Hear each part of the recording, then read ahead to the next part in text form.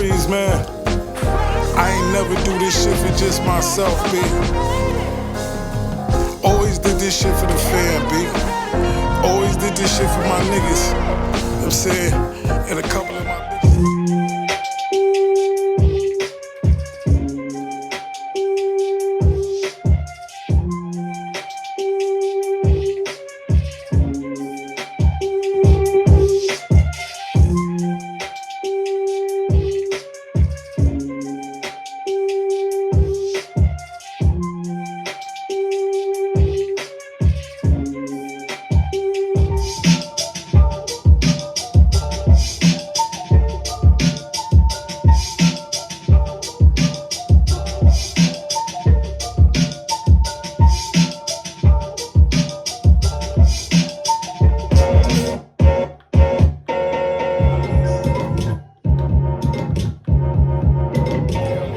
What up? Welcome to Patterson Boys LLC presents the Producer's Corner.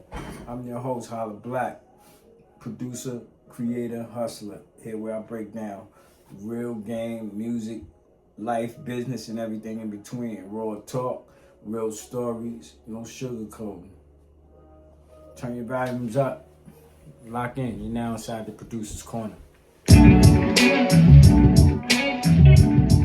I went through I went through the beginning of the 70s and the 80s, but then, a lot of influences was in the 90s, you know what I'm saying, in the 2000s, in the 90s, there was a lot going on, you know what I mean, it wasn't only, you know what I'm saying, New York, paving their way for hip hop. It was, you had Atlanta, you had Outkast, you had UKG, you had people out of Memphis, you know what I'm saying? It wasn't just West Coast, and you had people out of Jersey, you know what I'm saying? You had Tretch in them, and then not only that, you know what I'm saying? We got, it was a lot of ladies of hip hop that paved the way, you know what I'm saying? Just as well as, you know what I'm saying? A lot of the cats that was in hip hop, you know what I mean? You had the Lady of Rage, you had MC Light, you had Latifah, you had Boss, you had Yo-Yo. It was a gang of females, you know what I mean? That was doing their thing, and it was, it was going hard, you know what I mean? And a lot of that was influence for me. There was a lot of DJs, you know what I mean, that was really doing their thing from my neighborhood to abroad, you know what I mean? You had, just from my neighborhood alone, it was it was a lot of different acts. You had S&S, you had Craig G, you know what I'm saying? You had neighborhood DJs like DJ VC, Then like way when I was younger, you had ex-girlfriends, that was doing their thing. And then as time went on, my man Bundo, who I grew up with, you know what I mean, as my childhood friend, he was in the business, and he was, dealing with, if I'm not mistaken, at the time, he might have had something to do with ex-girlfriends, but I can't really recall it or really say that that was a fact. But I know later on, as the 2000s came up, he was managing DMX, Eve, and he was running with the Rough Riders heavy. You know what I mean? So that was another thing that influenced me. But actually before that, it was just so many things that was there, that was in place, to where I was just picking and I was seeing what was going on, because I at the time I didn't really know the business. I just was, I was just in love with the music and the craft of the music and the culture and everything that came with it. So I didn't really know the business. So I was just, most of the time I'm just vibing with everything. But I knew this is what I wanted to do. You understand? So as time went on, like I said, in late 90s, early 2000s, it was a lot of different acts. You had Onyx, you had Mobb Deep, you had M.O.P., you had Nas, you know what I mean? And before Nas and them that came out of Queens, you had Kane, you had Shan, you had a lot of cats that was coming out of Queens. Marley Marl paved the way for a lot of them cats that came out of that way. You know what I'm saying? But then, not only Queens, but like I said, you had the South. You had Outkast and them paving the way down there in the South and in Atlanta. You know what I'm saying? You had Goody Mob, that whole Dungeon family. They paved the way for that whole Atlanta movement. So, you know what I mean? I used to listen to a lot of that. You had, it was so many acts that was coming from out of there. JT, you had Slim Thug. It was a lot of cats coming out of Houston. It was, so it wasn't, so, this is when, before I quote unquote, when the world was small, it just seemed like it just came from right here. But then once everybody realized that the world was actually big, you know what I'm saying? Then you seeing cats coming in the game from everywhere. And that was like I said, in the early 2000s and around that time, early 2000s, early 2000s, late 90s. This is late 90s, early 2000s. This is when a lot of cats was like pushing the door down from Florida. You can't. How can I forget the 2 Live crew? Luke. It wasn't because everything wasn't just hardcore hip hop. Luke and his crew maybe they had the game for so many years, just with a few records, man. Right now to this day, you play a Luke record in anywhere and people know about it. So shout out to Luke, Trick Daddy, everybody from down, like I said, from down bottom to all the way up top to the West Coast. It was a bunch of influence. So at that point, I was around a lot of people just from my neighborhood, that was really, really gifted, with that pen. That I actually got chances to work with. You know what I'm saying? And that's still working, you know what I mean? But I say that to say is, as time was progressing, I was focused on the music, but I wasn't so focused on the music, so to say. So I'm watching, people that was really close to me in my neighborhood, Tom Giss, Bathgate, Norm. These 3 people was actually, them 3 people I named was actually in the industry, and they was doing their thing, still doing their thing to this day. Shout out to y'all.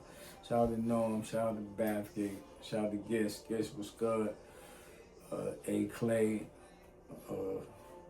Mr. Meredith, shout out to y'all. But I say that to say they was, Giss and Baffy and Norm, they was knee deep in the game. So, as I'm in the field and I'm, not knee deep in the game like them, I'm on the outside looking in and I'm seeing what's going on. At the same time, I was trying to get my feet wet with the music and I was doing a little production, but it wasn't all the way ready. I could say that right now, it wasn't, it wasn't ready to where I can be like, where I could be like, yeah. Well, my stamp wasn't all the way there yet. So I still had some work to do. But as I watched, and learn, you know what I mean, and I see the progression of my peers, because they always had love for me, no matter what, no matter, you know what I mean.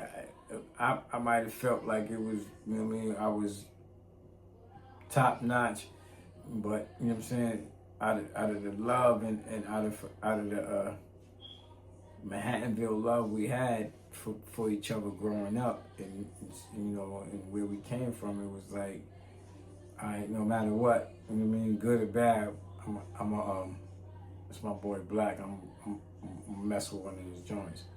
You know what I mean? And I respected that. You know what I mean? And that gave me more confidence to, you know what I'm saying, to keep driving, to get better. You know what I'm saying? And then, you know, as like I said, as time went on, we you know, how can you say it? I done created a lot of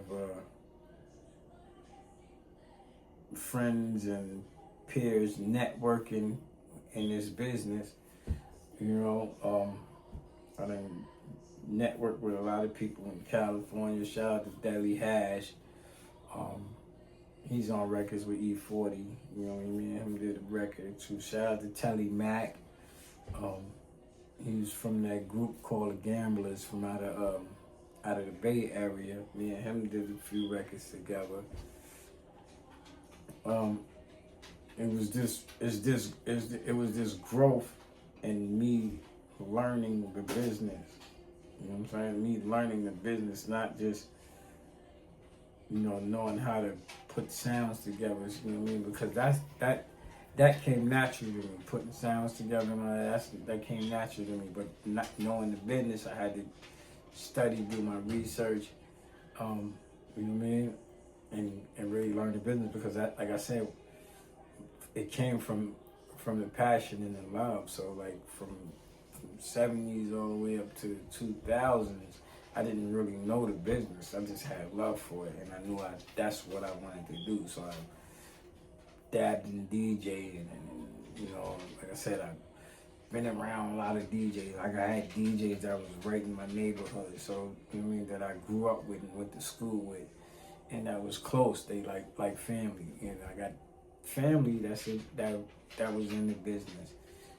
You know, so it's, you know, it was just all a mixture of all that. From me doing work with, you know what I mean, my different peers that I grew up in my neighborhood, and them introducing me to people that was actually in the business, and you know, different things. It got me to this point right now. You know what I mean? And like I said, I don't want to seem biased. I'm a Harlem dude. You know what I'm saying? So I'm behind all Harlem artists, but I support all artists around the world, even London artists. You know what I mean? Because I'm a creator. I create music, so I can't just stay stuck in one zone. You know, I listen to all genres of music.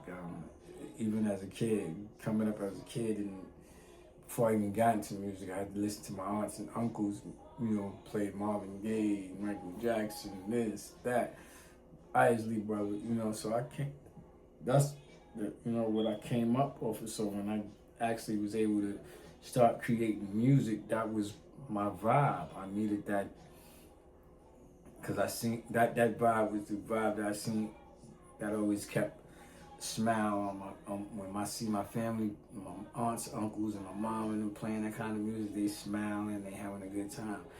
So that's where my, you know, when I start being able to create, that's where my vibe came from. You know what I mean? That was the tempo and the vibe that I wanted to go into. You know what I mean? And like I said, I listen to all kind of music. You know what I mean? I didn't listen to, you know what I mean, West Coast music, South music, all kind of music. The females, shout out to all the females of hip hop. You know what I mean? Because without them, the hip hop game would have been kind of rocky now. You know what I'm saying? But shout out to all the females, the original females, Light, Latifah, Boss, Yo-Yo. It's, you know what I mean? Don't get offended if I don't name y'all, but it's a lot of females that paved the way for this music industry. And shout out to y'all. But y'all helped me get inspired. And I appreciate y'all. But yeah, DJing and just watching everything. Like I said, I didn't know about producing, you know what I mean, until I knew. But then once I knew about producing, I knew that that's where I wanted to be. You know, and you know, it took time. I'm working. But you know, sometimes when you trying to do that, that's, you know, that's if it ain't generating the money, the bills still gotta be paid. So I'm working. Plus I'm working. So, you know, I had to come up with some type of strategy or some type of plan to, you know, if I wanted to get my foot in the door, you know, what's my strategy? What's my game plan? So I had to work on the strategy. I had to work on the game plan. I had to figure it out, like, because it makes no sense to have a 1,000 beats and none of them is out there. And I had peers that used to tell me that, used to sit down with me like, yo, Black, what's good at having all these beats and you ain't doing nothing with them and you ain't putting them out there? You know what I mean? Shout out to 𝗓𝗓𝗓𝗓, Broadway dabs. You know what I'm saying? He used to tell me that all the time. You know what I mean? Because I'd be like, man, I got mad beats, man. What page I got? All right, you got mad beats, but what are you doing with them? You know, so, and a lot of times it used to make me stop and think. You know what I mean? And I know, and then it'll get my drive going even more. You know what I'm saying? To, you know, to push the music, you know, and get the music out there, and you know what I mean? Because at that time, you know, we was independent, but we was working like we was a major label. Like we had to have a release date, and we had, you know, and now looking back at it, we was, you know, we didn't need all of that. You know what I mean? But yeah, we moved like that, and we ran everything just like that. And you know, not saying that a lot of things wasn't successful, but you know, it helped pave the way and put the name out, the brands out there. The brands that we was pushing, it helped put it out there a lot. You know what I'm saying? As well as all my peers that came from my neighborhood that was doing music, a lot of them, you know, was able to be successful with it. You know what I mean? So, you know, like I said, in the midst of all that, I was still, you know, getting my feet wet. You know, listening to all this music. I'm producing, trying to produce the best music I can produce. You know, so it was, you know, it was, and it was at a time when these record companies was snatching anything and everything up. So if you had something good, record companies was coming for you and they was snatching it up. So I'm thinking that I'm, you know, that I had it all together, and I'm pushing music out, and I'm around my peers. Like I said, I'm around a lot of different peers that I know that was in the music industry, and I'm telling them, yo, you know, give me a shot. But man, in the business, a lot of times, you know what I'm saying, if your boy is in the business and you're like, yo, look out for me, give me a favor, you know what I'm saying? Sometimes a favor is just, it's not with him just grabbing you and pulling you in. You know what I'm saying? Sometimes you gotta work you know what I'm saying, to actually get in that pulling position. A lot of people think, oh, that's my boy, so he gonna get me in there. No, this is not how the music industry or the music business go.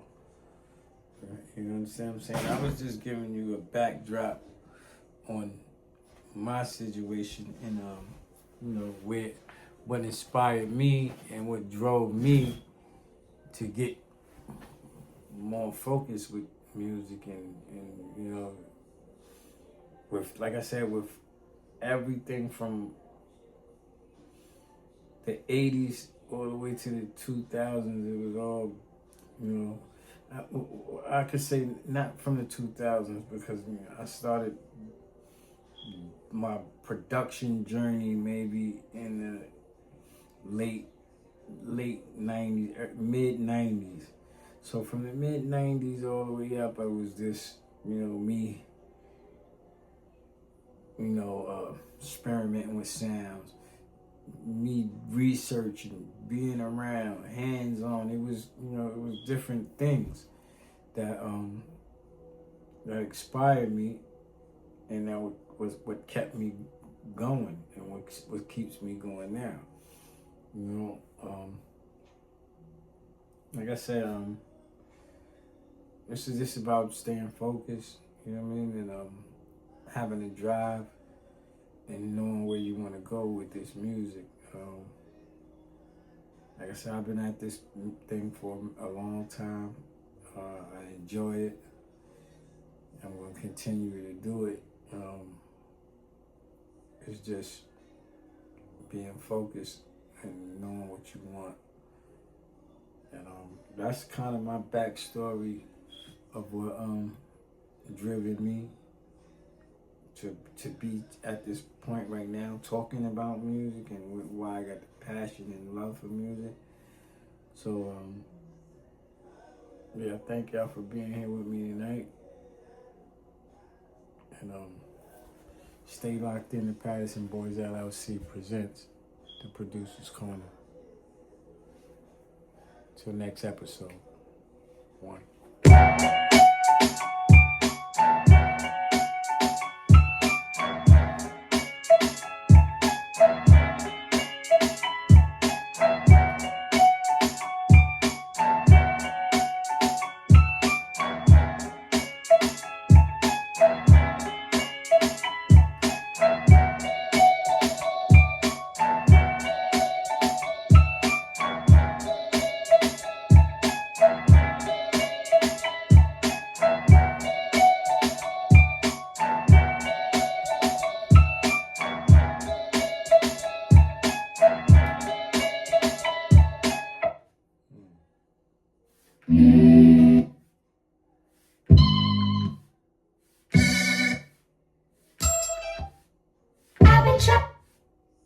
I've been trying not to go off the deep end.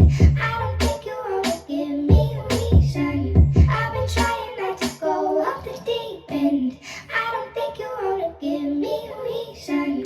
I've been trying not to go. I don't need.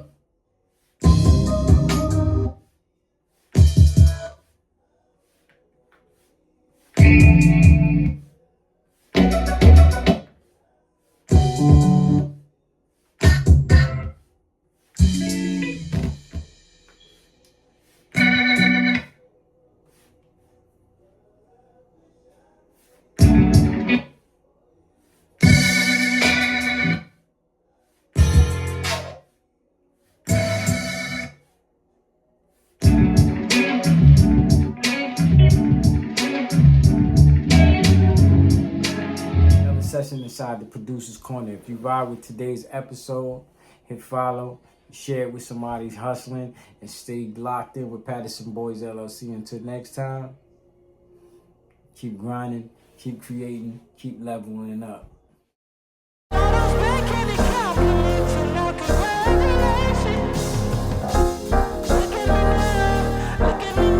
Follow. Yo, Breeze, man. I ain't never do this shit for just myself, B. Always did this shit for the fam, B. Always did this shit for my niggas. You know what I'm saying?